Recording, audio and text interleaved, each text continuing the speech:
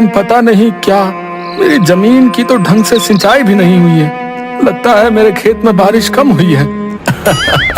अरे भाई, भला मैंने कौन से यहाँ पर स्पेशल बादल अपने खेतों पर बरसाए हैं? बारिश तो सब जगह बराबर ही हुई है।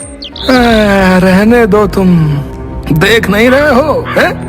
मुझे फावड़ा चलाने में भी आफत हो रही है।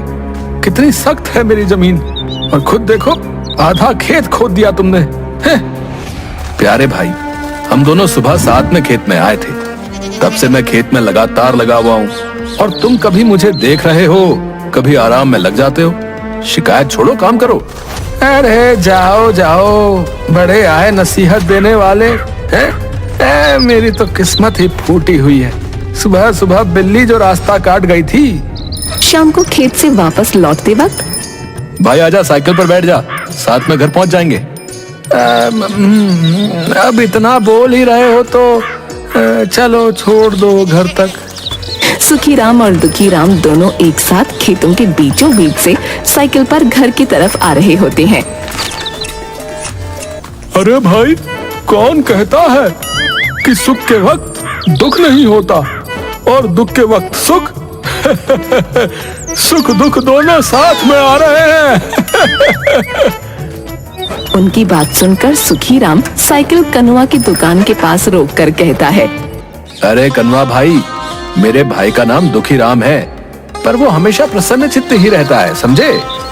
दुखीराम परेशान होकर साइकिल से उतरता है और उतरते वक्त उसकी धोती साइकिल की चेन में अटक कर फट जाती है। अरे अरे, रहने दो सुखीराम, तुमने जानबूझकर मुझे साइकिल पर बैठाया था ताकि गांव वालों के सामने मेरी धोती फाड़ सको। ए भगवान, कैसा भाई दिया है मुझे। मेरी किस्मत में कितने दुख लिखे हैं। लो भाई, कथा शुरू हो गई। अब बताओ सुखीराम, मैंने कुछ गलत कहा था क्या? ऐसी लीला तो हमारे चंबा में ही देखने को मिलती है, जहाँ सुखीराम हमेशा खुश और दुखीराम रोता हुआ मिलेगा। सुखीराम, तुमने आज बहुत गलत किया है मेरे साथ। भाई, मैंने तो तुम्हारी मदद की थी बस। अरे सुनो भाई। शाम के वक्त चाय की टपरी पर कुछ लोगों के साथ मुखिया भी गप्पे लड़ा रहा होता है। तभी वहाँ दुखीराम आता है। आओ भाई दुखीराम, कैसे हो? अरे रमेश, अरे दुखीराम के लिए चाय का गिलास लाओ भाई। धन्यवाद मुखिया जी, धन्यवाद। लो भाई, गर्मा गर्म चाय पियो। दुखीराम चाय लेता है और पीने लगता है। अरे साथ में मट्ठी तो दो रमेश भाई, दुखीराम को अकेले चाय पिलाओगे बस? है? रमेश मट्ठी भी दुखीराम को देता है। अरे वाह, आज का दिन तो बहुत अच्छा है मेरा। चाय फ्री में और साथ में मट्ठी भी। अच्छा भाई रमेश, चलते हैं? चाय के पैसे का तो तुझे समझा दिया है। जी मुखिया जी, ठीक है। रुकिए मुखिया जी, मैं भी चलता हूँ। मुझे काम से पठानकोट के लिए बस पकड़नी है। वो मेरी बुआ हॉस्पिटल में है वहाँ। और कलुआ मुखिया जी के साथ वहाँ से खिसक लेता है।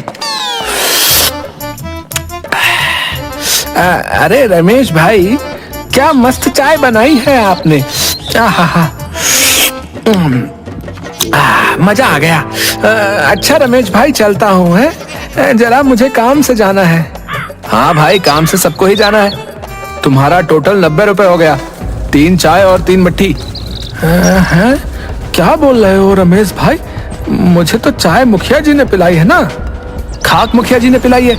उन्होंने कहा था कि आज की चाय मट्ठी दुखीराम की तरफ से है, और जब वो गए तब बता कर गए कि चाय का हिसाब मैं तुमसे कर लूं। अरे ये बुढ़ाऊ मेरा उल्लू बना गया। किसी दिन इसे नदी में धकेल दूंगा, बता रहा हूँ। और न चाहते हुए भी सारे पैसे देकर बड़बड़ाता हुआ रावी नदी के किनारे एक पहाड़ की चोटी पर आकर बैठकर अपनी जिंदगी को कोसने लगा। क्या बेकार जिंदगी है इंसान की, बस दुख तकलीफें हैं, और मेरी जिंदगी तो परेशानियों से भरी है।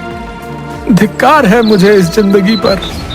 तब दुखीराम सामने खुले आसमान में उड़ते हुए एक बाज को देखता है।